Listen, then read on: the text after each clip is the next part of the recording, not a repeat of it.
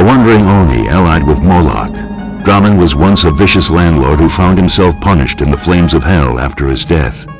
Over the centuries, he has achieved the status of Oni tormentor, and now practices his skills on the miserable souls of the fallen.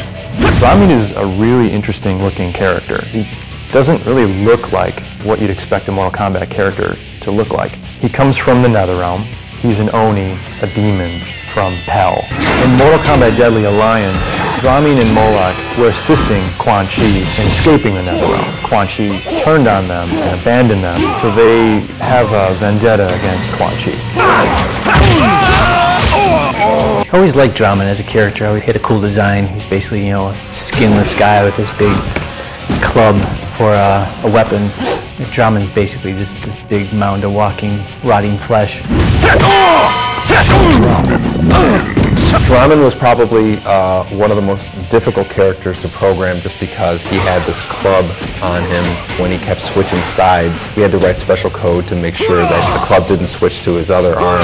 He was one of the oddest looking characters because he didn't look anything like a ninja. He didn't look anything like a human being. He was kind of like almost like a strange corpse-like feature with a mask on. To me, that was easily the oddest of the Mortal Kombat characters we've ever had. Drahmin is probably one of the more comical moves too, where he would actually shoot a ball of flies at his opponent. He always had flies buzzing around him, so we were trying to come up with moves for what kind of special moves are we going to give this guy, and then, you know, one of the obvious things was just a ball of flies, and the opponent's kind of waving the flies away from him.